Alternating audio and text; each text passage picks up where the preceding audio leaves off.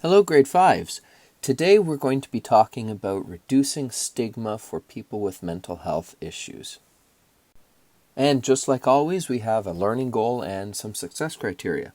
So our learning goal is for you to be able to understand how our attitudes about mental health affect those around us and how they might contribute to or prevent creating stigma.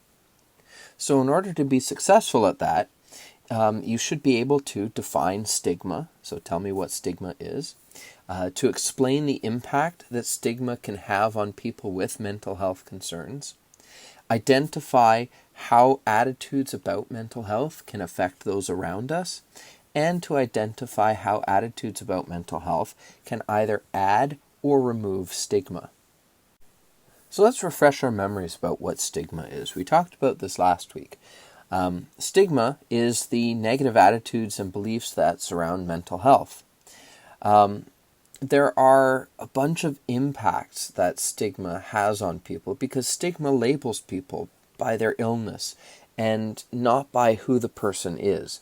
That person just becomes the illness rather than a person with that illness. So some of the impacts can be a feeling of shame, a feeling of helplessness, distress. People with mental health issues become lonely and isolated. People stereotype and label them.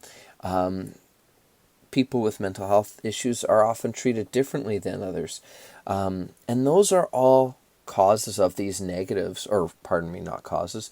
They're results of these negative feelings that surround the idea of mental health.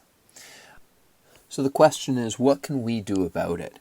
Well, we have to remember that everybody has a role in creating a positive and safe environment for people with mental health issues.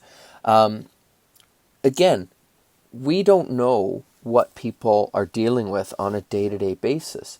Some people could be struggling with mental illness and we don't know it. But if we continue talking about mental illness as if it's something that's bad or people who have it are bad people, then those people are going to be less inclined to seek help. They're going to be less motivated to get the help that they need to deal with it.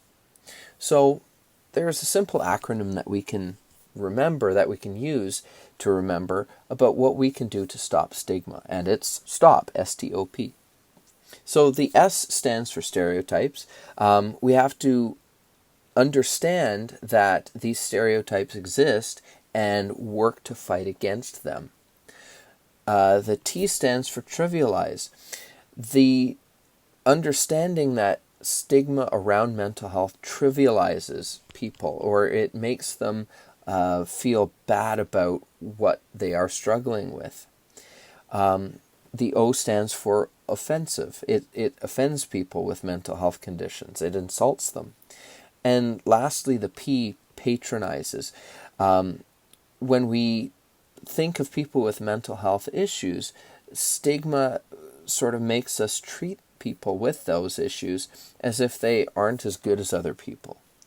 So if we understand what that STOP means, then we can fight against it. So if you hear anything or see anything happening that fits the STOP, the stereotype or trivialization or offensive language towards people with mental health issues or patronizing attitudes, that's your cue to stand up and fight that. To stand up and make sure that people understand that those stereotypes, those attitudes about people with mental health issues are wrong.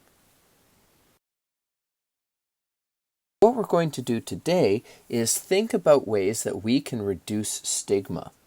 So what I'm going to give you are a couple of things. The first is just a quick thing to allow us to think about the impact of our words.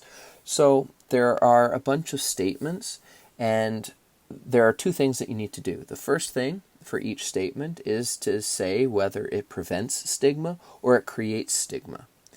The second thing is just a quick explanation. It doesn't need to be super long, but just a quick explanation about how that quote or statement contributes to mental health stigma. The second thing that I'd like you to do is come up with some tips, 6 tips, about ways that we can reduce stigma surrounding mental health. Now, you're going to need to do a little bit of research about that. I'm not going to explain or talk about those things because I want to hear your ideas. I want to have you think about what you can do to reduce that stigma. But in so doing, I'd like you to look for some information. Look up what we can do to reduce stigma. I've linked a couple of websites, or I've added links to a couple of websites that can help get you started with that.